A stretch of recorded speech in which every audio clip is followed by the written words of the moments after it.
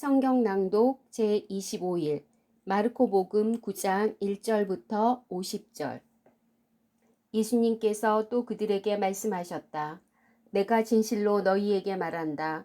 여기 서 있는 사람들 가운데에는 죽기 전에 하느님의 나라가 권능을 떨치며 오는 것을 볼 사람들이 더러 있다. 영광스러운 모습으로 변모하시다. 엿새 뒤에 예수님께서 베드로와 야고보와 요한만 따로 데리고 높은 산에 오르셨다. 그리고 그들 앞에서 모습이 변하셨다. 그분의 옷은 이 세상 어떤 마전장이도 그토록 하얗게 할 수 없을 만큼 새하얗게 빛났다.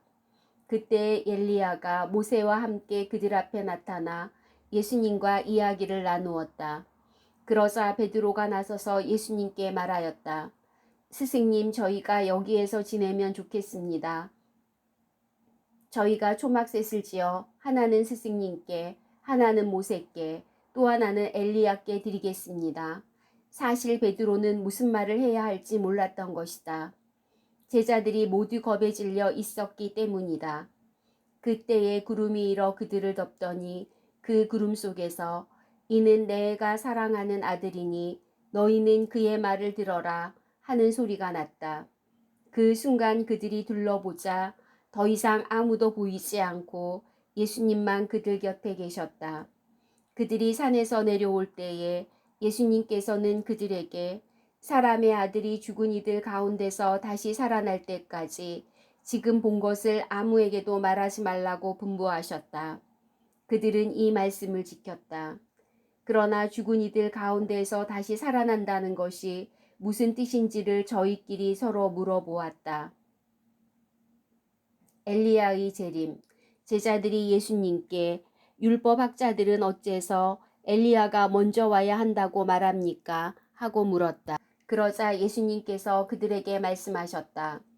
과연 엘리야가 먼저 와서 모든 것을 바로잡는다.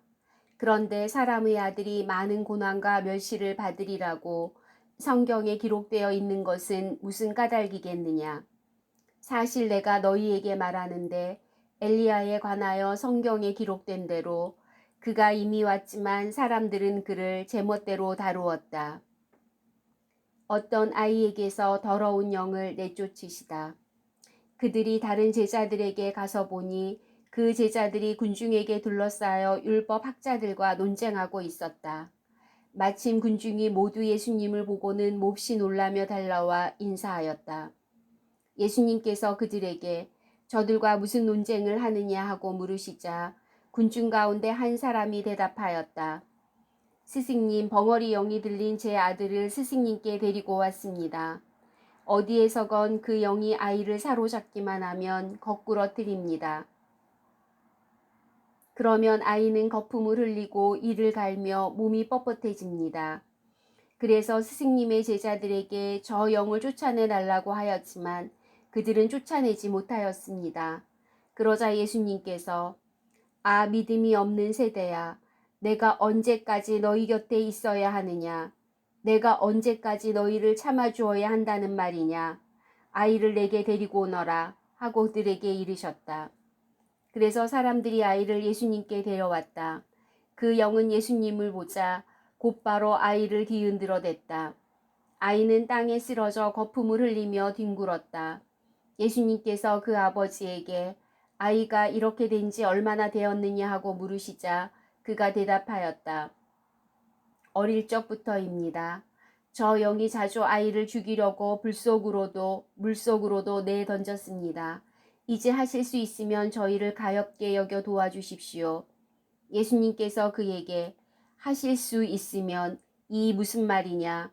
믿는 이에게는 모든 것이 가능하다 하고 말씀하시자 아이 아버지가 곧바로 저는 믿습니다.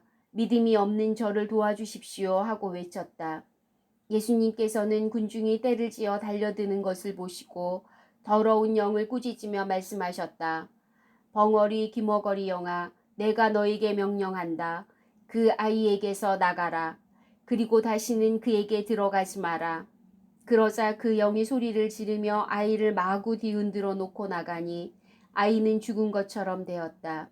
그래서 사람들이 모두 아이가 죽었구나 하였다.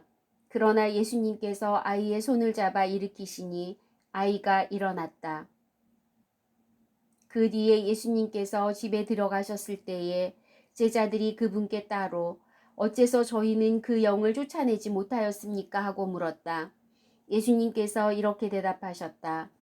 그러한 것은 기도가 아니면 다른 어떤 방법으로도 나가게 할 수 없다. 순환과 부활을 두 번째로 예고하시다. 그들이 그곳을 떠나 갈릴레아를 가로질러 갔는데 예수님께서는 누구에게도 알려지는 것을 원하지 않으셨다. 그분께서 사람의 아들은 사람들의 손에 넘겨져 그들 손에 죽을 것이다. 그러나 그는 죽임을 당하였다가 사흘 만에 다시 살아날 것이다. 하시면서 제자들을 가르치고 계셨기 때문이다. 그러나 제자들은 그 말씀을 알아듣지 못하였을 뿐만 아니라 그분께 묻는 것도 두려워하였다. 가장 큰 사람, 그들은 카파르나움에 이르렀다.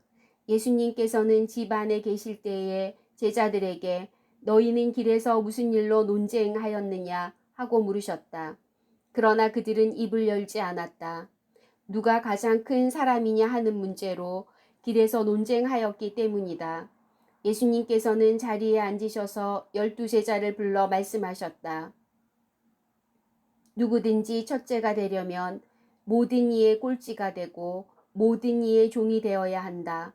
그러고 나서 어린이 하나를 데려다가 그들 가운데에 세우신 다음 그를 껴안으시며 그들에게 이르셨다. 누구든지 이런 어린이 하나를 내 이름으로 받아들이면 나를 받아들이는 것이다. 그리고 나를 받아들이는 사람은 나를 받아들이는 것이 아니라 나를 보내신 분을 받아들이는 것이다. 우리를 반대하지 않는 이는 지지하는 사람이다. 요한이 예수님께 말하였다. 스승님, 어떤 사람이 스승님의 이름으로 마귀를 쫓아내는 것을 저희가 보았습니다. 그런데 그가 저희를 따르는 사람이 아니므로 저희는 그가 그런 일을 못하게 막아보려고 하였습니다. 그러자 예수님께서 이르셨다. 막지 마라. 내 이름으로 기적을 일으키고 나서 바로 나를 나쁘게 말할 수 있는 사람은 없다. 우리를 반대하지 않는 이는 우리를 지지하는 사람이다. 내가 진실로 너희에게 말한다.